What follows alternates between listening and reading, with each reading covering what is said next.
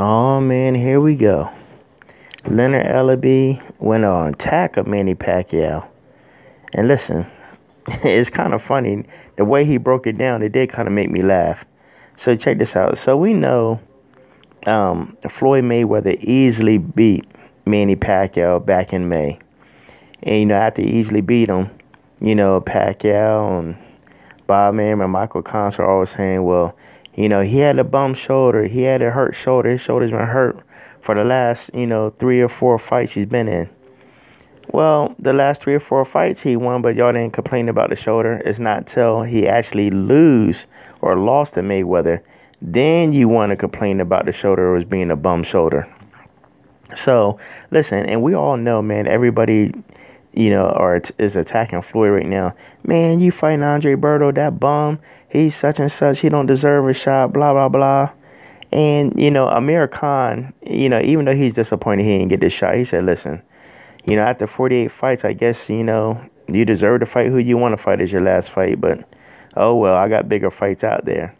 So what made it so funny was, this is the time where they're going to hit up Floyd and Leonard Ellerbe and whoever they can to find out, what's going on, with this Berto Floyd Mayweather fight. And this is how Leonard Ellerbe responded. He said, we know in fights like that Berto isn't going to sit back. And we know he isn't going to be complaining about his shoulder. We've done seen him fight with one arm. He's making, of course, a reference to Manny Pacquiao for talking about his shoulder injury. So, then Leonard said that's where, then he talked about how that's where Floyd's been able to be very successful. He doesn't pay attention to the naysayers and what they got to say. He's like, Floyd's going to prepare and he's going to do exactly what he needs to do to get up and come out and put on the best performance. And he was like, you have to remember that everybody who fights Floyd Mayweather has a different kind of motivation, a bigger stage, a different spotlight. And they know that all the eyes are on them and it's up to them to, do the part.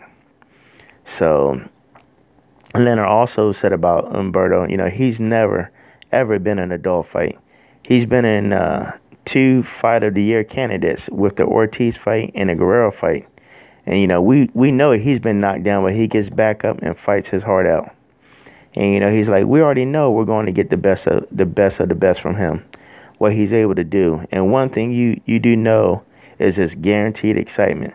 So with that, I think you're going to see a totally different kind of Floyd, too, because Berto fights in a very aggressive, offensive manner, and it kind of forces you to do the other things. And, he's like, Floyd didn't take a step back in the Pacquiao fight, so what makes anybody think he's going to take a step back in this fight? And the other guy's fighting the same kind of way. So, listen, this is going to be a crazy fight. Oh, yeah. Also, Leonard also said, listen, here's a guy who's made well over $500 million doing it his way, and he can ride off into the sunset after this. And Leonard said that's the way he thinks. Berto, in his mind, he's thinking something different. So, and one last thing Ellerbe said. He said, that's a fact. He said, here's a fact. This is Floyd's last fight.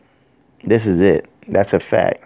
No 50th fight, no breaking Rocky Marciano's record, all that. He said, and I'm not trying to sell it that way.